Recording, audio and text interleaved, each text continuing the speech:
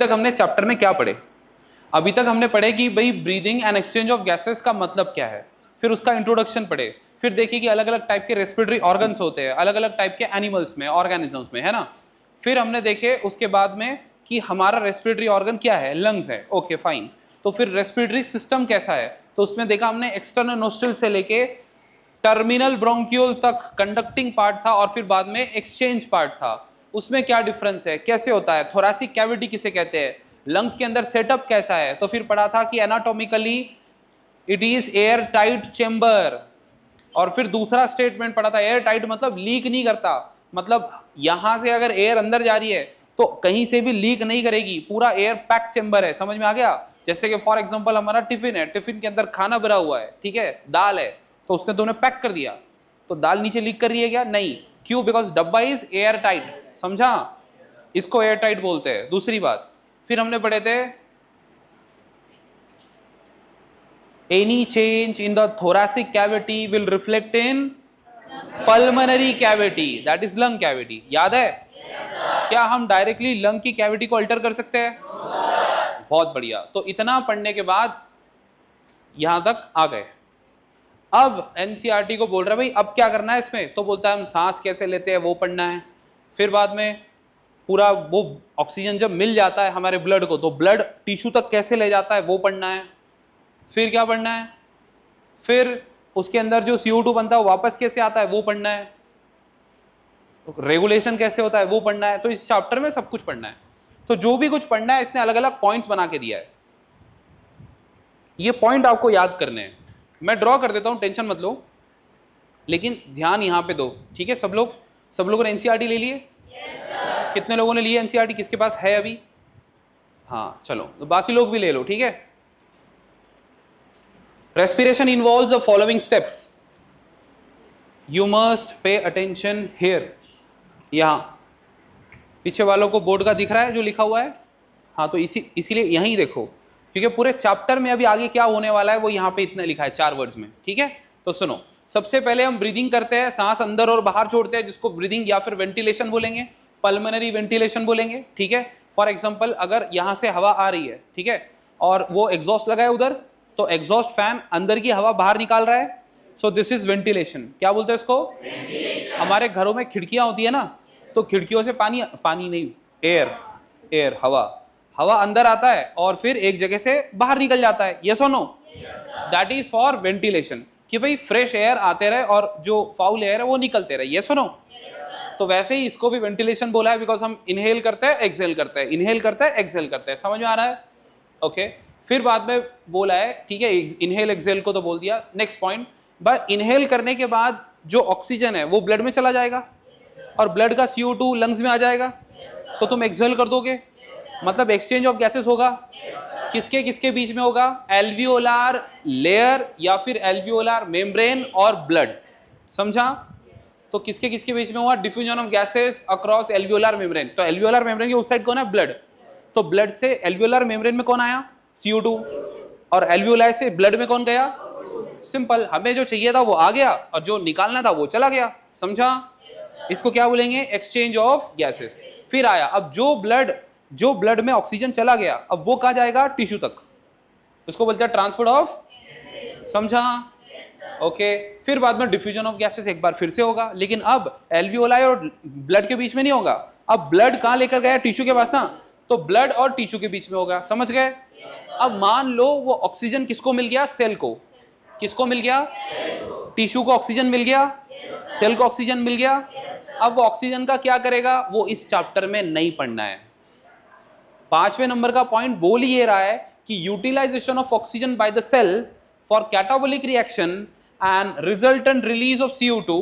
उसने catabolic reaction के लिए ऑक्सीजन यूज किया और CO2 निकल गया, लेकिन ये सब तुम्हें चैप्टर नंबर 14 में पढ़ना है। नहीं समझा?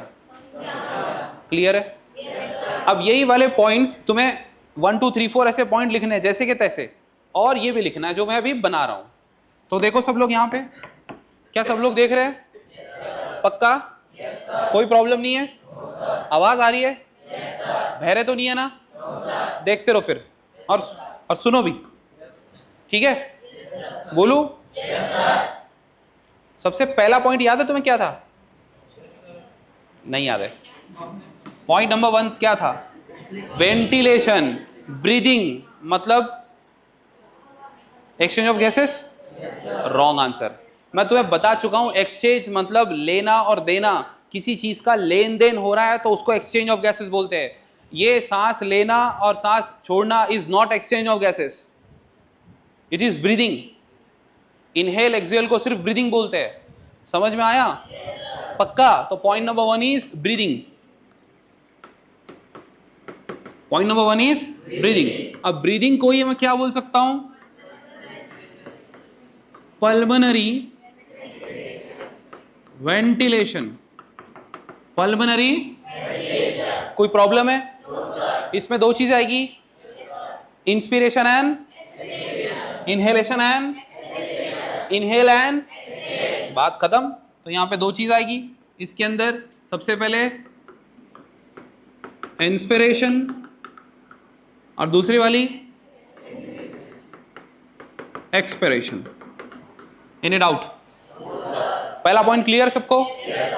तो यह है पॉइंट नंबर 1। ये कैसे होता है ये भी पढ़ना है। चैप्टर में क्या क्या पढ़ना है वो लिख के दिया एनसीईआरटी ने, पॉइंट बना के हम वो पढ़ रहे हैं। चैप्टर में क्या क्या पढ़ने वाले हैं समझ में आ गया? Okay, point number 2। Point number 2 में बताओ। अच्छा, डिफ्यूजन ऑफ गैसेस होगा, मतलब एक्सचेंज ऑफ गैसेस होगा। अच्छा, मतलब अगर ये bag like structure, vascularized bag like structure with thin wall and irregular shape, ये क्या है? एल्वियोलाई।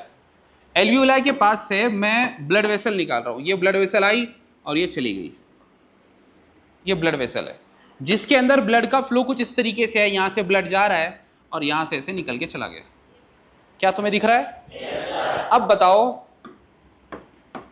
ये ऑक्सीजन है, क्या ये एल्वियोलाई से ब्लड में आया है या फिर ब्लड से एल्वियोलाई में गया? क्या ब्लड से एल्वियोलाई में ऑक्सीजन जाता है? कभी नहीं जाता, बिकॉज ऑक्सीजन हम देते नहीं है, लेते हैं। तो रिलीज आउट क्या करते हो? तो CO2 क्या करेगा? कुछ समझ रहा है? हम किसको ले रहे हैं, किसको दे रहे हैं? सिंपल। किसी चीज का लेन देन इज एक्सचेंज। क्या बोलेंगे? ये क्या होगा फिर? Exchange of. Any doubt? ये हो गया पॉइंट नंबर 2। दूसरा, सॉरी तीसरा, point number 3, transport of gases. मतलब एक मिनट, ऑक्सीजन किसको मिला? ब्लड कहां है अभी? लंग्स में। समझा? अब ये कहां पहुंचाना है? टिश्यू में। समझ में आ रहा है? कहां पहुंचाना है? और टिश्यू से क्या मिलेगा? Correct answer. CO2 से क्या मिलेगा? सॉरी, टिश्यू से क्या मिलेगा? CO2।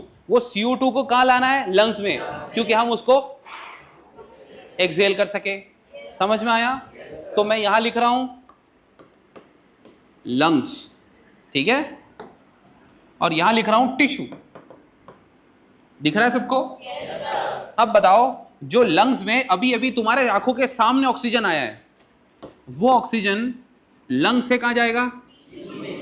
तो जो लंग्स से टिश्यू जा रहा है वो कौन सा गैस है? कोई प्रॉब्लम किसी को? बहुत बढ़िया। अब जो टिश्यू से लंग्स की तरफ आएगा वो कौन? CO2। कोई प्रॉब्लम? क्लियर हो गया? तो CO2 टिश्यू से कहां जाएगा? और लंग्स से टिश्यू कौन जाएगा? क्या इसी को ट्रांसपोर्ट ऑफ गैसेस बोलते हैं? यहां लिख लेता हूं।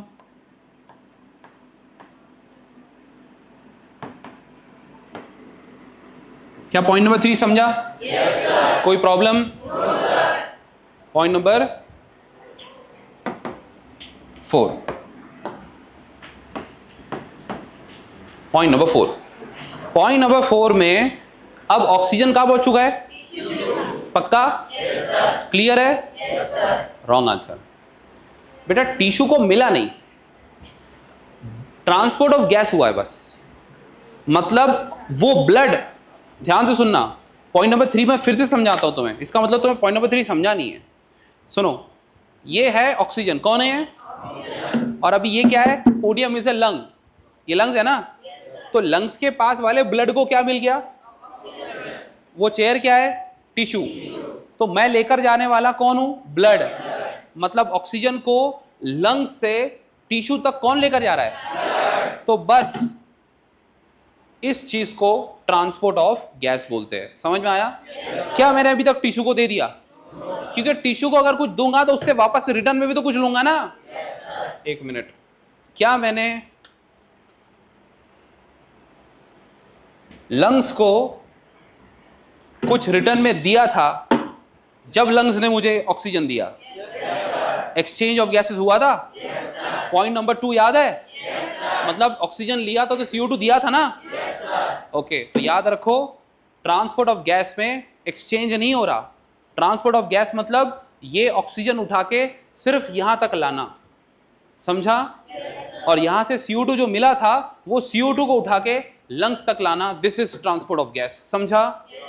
अब इसका मतलब क्या होने वाला है? इसका मतलब जो ऑक्सीजन मैं लेकर जा रहा हूं ना, ये ट्रांसपोर्ट ऑफ, अब क्या होगा देखो, अब मैं टिश्यू को क्या दूंगा? टिश्यू को क्या दूंगा? ये गया ऑक्सीजन, उससे क्या लूंगा? मतलब एक बार फिर क्या हुआ है?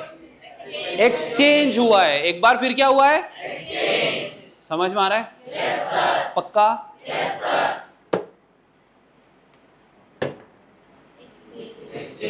पक्का?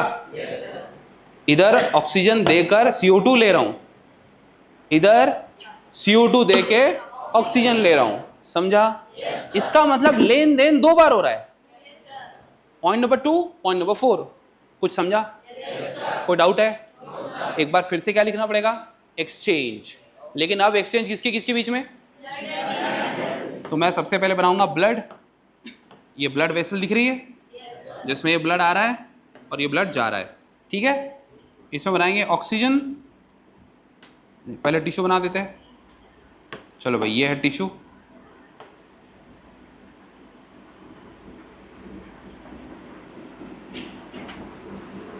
ठीक है, कौन है ये टिश्यू है। ओके, अब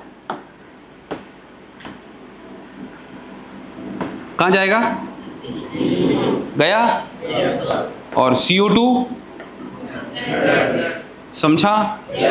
मतलब यहां भी एक्सचेंज हुआ है टिश्यू और किसके बीच में? ये कौन है?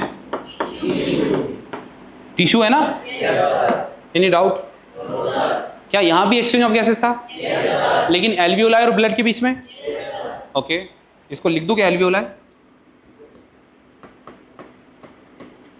एल्वियोलाई, ठीक है? एल्वियोलाई और ब्लड के बीच में, यहां पे टिश्यू और ब्लड के बीच में, समझा? Any doubt? कोई प्रॉब्लम? समझ में आ गया? यहां क्या लिखूं पॉइंट नंबर 4 में? Exchange of. और बेटा याद रखो, गैसेस का एक्सचेंज डिफ्यूजन से होगा ना। ये तो कोई बोलने और समझने और सुनने की बात ही नहीं है। क्यों? बिकॉज जितने दुनिया में, जितने भी पूरा एनिमल किंगडम, कोई भी हो, फ्रॉग हो, कॉकरोच हो, कुछ भी हो, उसको अगर गैस मिल रहा है डिफ्यूजन से। समझ में आया? स्पॉन्जेस क्यों नहीं थे? उनको भी सिंपल डिफ्यूजन से मिल रहा था।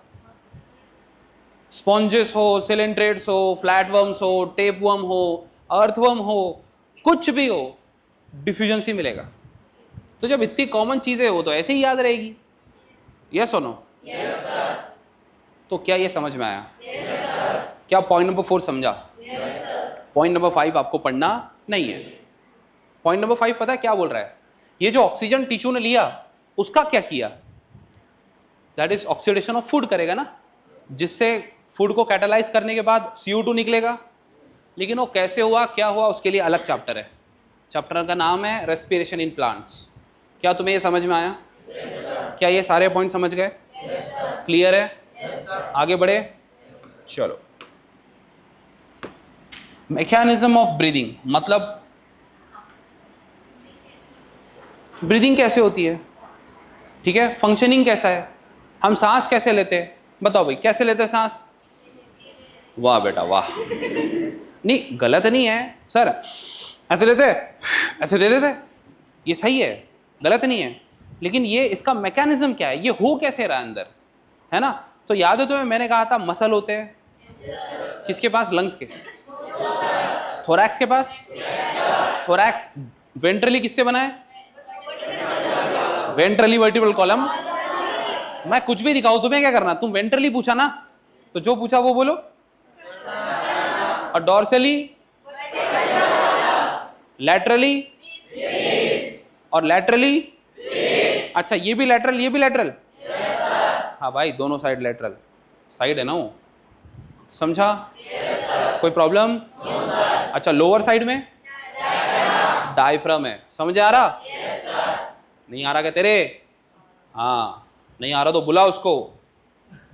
मैकेनिज्म ऑफ ब्रीदिंग, तो चलो पढ़ते हैं मैकेनिज्म ऑफ ब्रीदिंग, ठीक है।